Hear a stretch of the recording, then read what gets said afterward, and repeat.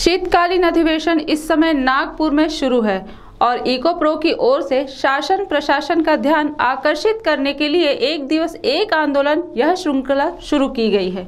और वहीं सराय बचाओ सत्याग्रह आंदोलन के संदर्भ में इको प्रो के बंडू धोत्रे ने क्या कहा, सुनते हैं स्वयं उनकी जुबानी।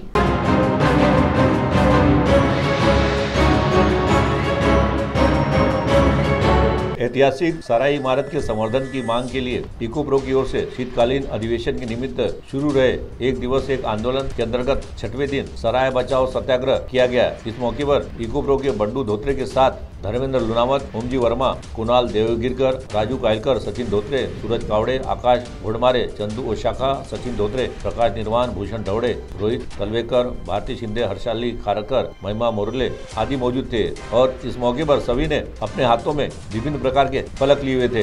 तो सुनिए इस आंदोलन का नेतृत्व करने वाले इको प्रो के बंडू धोत्रे ने इस आंदोलन के संदर्भ में क्या कहा, स्वयं उनकी जुबानी।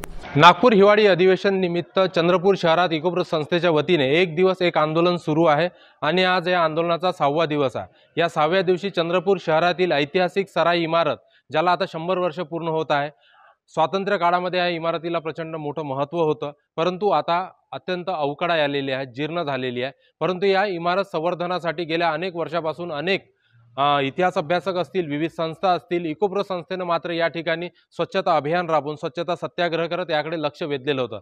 परंतु त्यानंतरही या इमारतीचा एक एक भाग कोसळत आहे। अजूनही या इमारतीच्या संवर्धनाकरिता सकारात्मक पावले उचलले जात नाही। तर आज एक दिवस एक आंदोलन अभियानांतर्गत सत्याग्रह करण्यात आलेला आहे। या सत्याग्रहाच्या माध्यमाने आमची मागणी आहे की त्वरित या इमारतीच्या संवर्धनासाठी प्रयत्न केले पाहिजे। सोबतच हा जो परिसर आहे, घाण, दुर्गंधी आणि इथं कुत्रे डुकऱ्यांचा वावर आहे, तो इथून दूर झाला पाहिजे, स्वच्छ झाला पाहिजे। सोबतच या इमारतीचा वापर चंद्रपूर शहर पर्यटन केंद्र म्हणून व्हावं, म्हणून अशा मागण्या आम्ही केलेल्या आहेत। या मागण्यांच्या संदर्भात सकारात्मक पावलं उचलले गेली नाही तर येत्या काळामध्ये इको प्रोच्या माध्यमाने तीव्र आंदोलन करण्यात येईल, असा इशारा या निमित्ताने देण्यात आलेला आहे। CTV के लिए वैभव वारकर की रिपोर्ट।